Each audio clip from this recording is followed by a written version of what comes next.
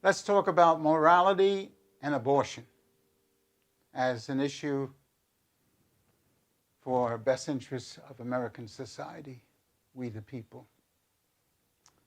When is an embryo a person? A few minutes or before abortion, or a few minutes after birth? The Public Religion Research Institute conducts polling about this subject. And they're in partnership with the Atlantic and the Brookings Institute.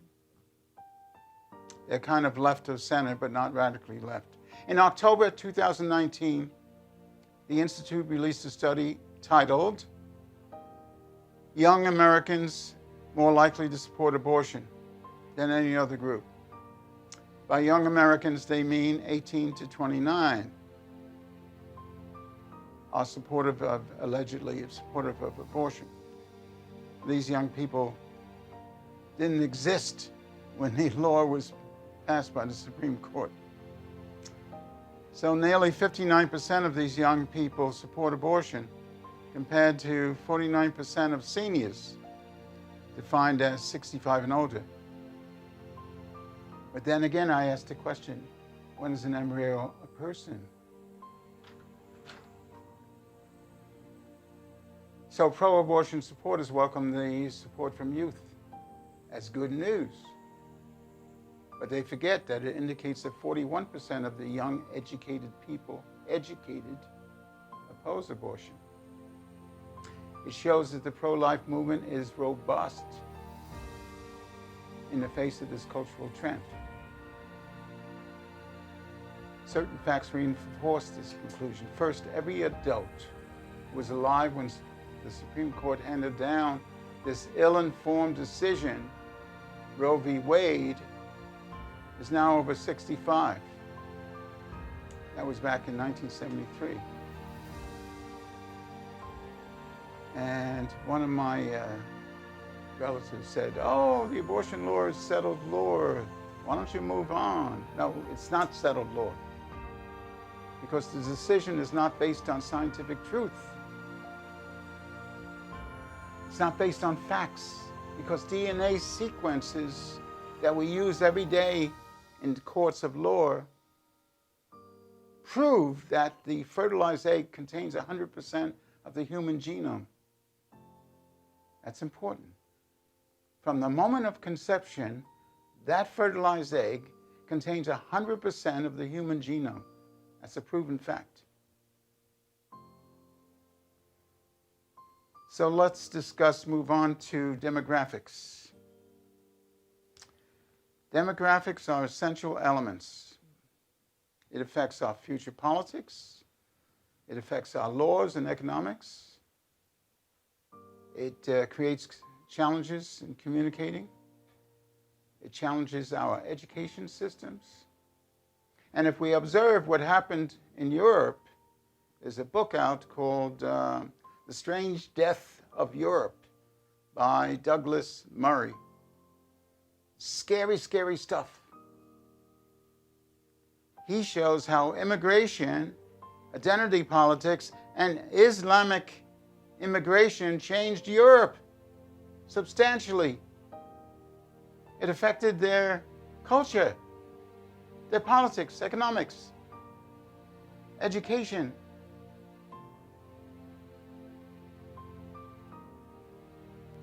We must understand that if the replacement rate in any country is below 2.1%, as it is today in Europe and in America,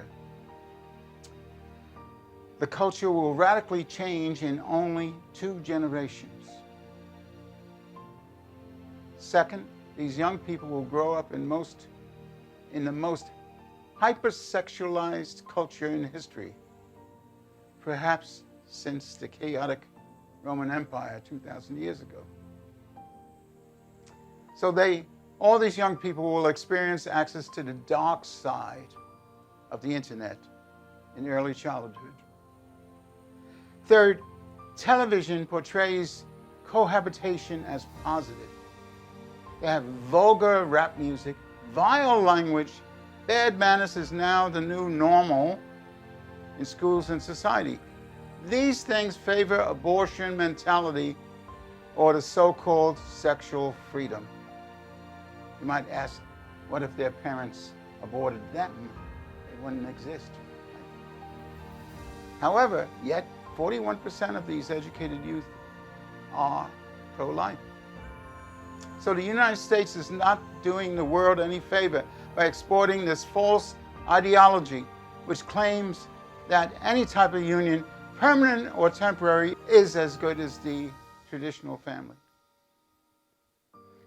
So the key words for success are dignity of life for the unborn and the elderly, trust in the Lord, an early attitude of gratitude, family values and good role models, and teaching responsibility of the individual. While it is true that many single parents do an admirable job of raising their children, nonetheless, we owe it to the children of our country and the world to encourage stable, intact, two-parent families. All women and men have a right to vote, a right to equal justice, a right to control their bodies, which God gave them as temporary stewards. You don't own your body. You're not allowed to destroy your body. You are a temporary steward of that body, which the Creator gave you. So adults must take on moral and legal responsibility for all their acts. Finally, many young people came from broken homes. Since more than 50% of marriages have ended in divorce. In fact, this writer came from a broken home, what's called a blended family, where there were 4 from my father's side and 3 from my stepmother's side, and we came together. We tried to blend it. It didn't blend too well, but we did our best. If some had the good fortune to live with intact families, many of their friends, schoolmates, and relatives did not. They live in a society in which peer pressure is excessive. Sex without marriage and divorce is normal. It is an expression of aimless freedom of our times. In a world where religion plays diminishing roles,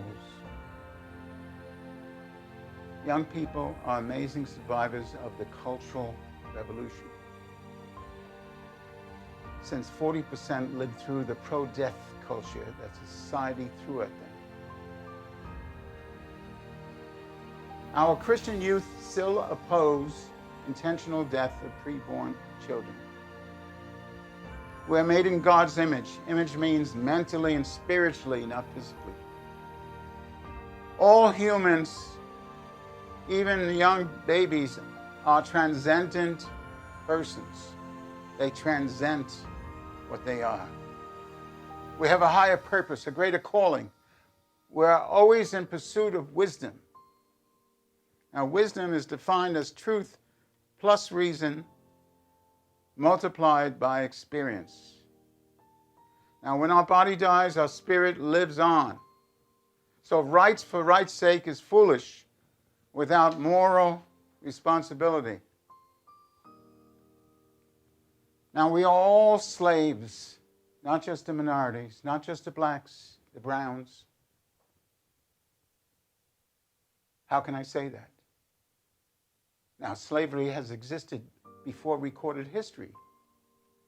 We find slavery in Egyptian, Greek, Rome, and European history.